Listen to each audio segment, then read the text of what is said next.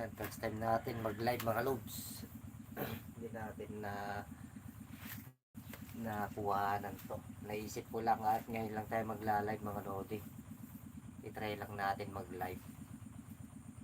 Kasi wala tayong experience sa pagla-live. Bali, magpapanlaw na tayo mga lodi.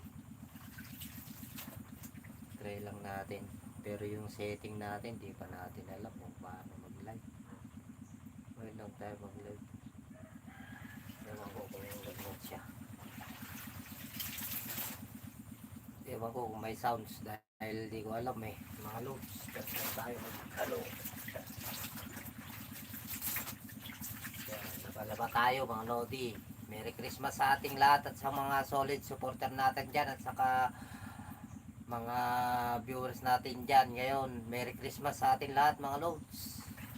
At Merry Christmas kanya tayo amin apong Ilocano. Yan, Merry Christmas.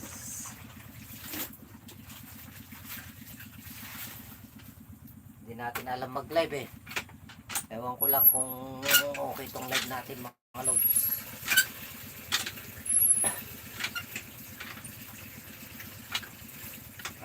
Sa mga kapwa nating mga vlogger na maliliit dyan, magtulungan tayo ngayong Pasko mga lodi.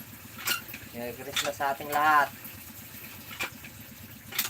Dahil ito pagla-live ko ngayon mga lods, hindi natin alam kung accurate tong pagla-live natin dahil first time natin mag-live. Naisipan natin mag-live ngayon mga lods. Lalaba tayo. Tapos na ako nagsabon. Tulad niyan ay para Maylin Rosales. Shout out sa iyo Maylin Rosales. Merry Christmas. Ay, parang din pala to. Papakita din yung parang sa Facebook din pala. Ewan ko lang kung active tayo sa YouTube channel natin tong monetization niya. Kaya hello din sa iyo Maylin Rosales, madam.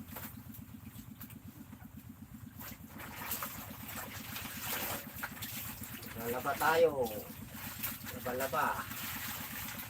Magbabanlaw na tayo. Hindi natin na-live yung yung pagsasabon natin mga lods dahil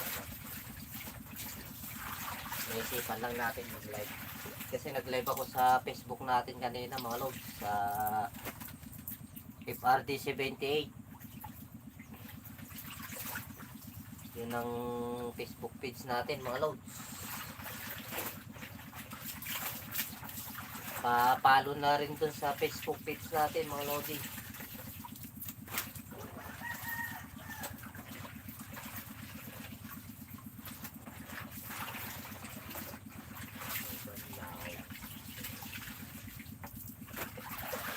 Bali nilaban natin tong mga pangbukit natin mga lodi. Kasi bukiran na ngayon dito mga lodi.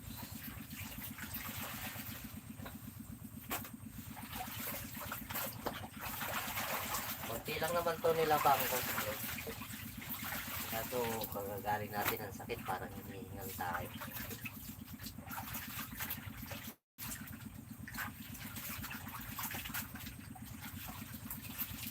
Magbiag ti Ilocano kakapsat naman nalon.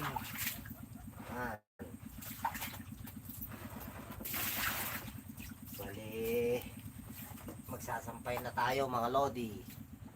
Dito pala mag-live. Pa-comment naman dyan mga lods kung ano yung dapat gawin sa YouTube channel natin na yung mga setting niya. Hindi ko pa alam.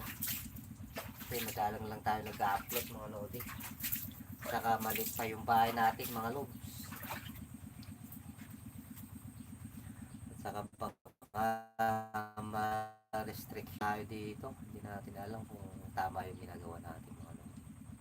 Kasi yun first time natin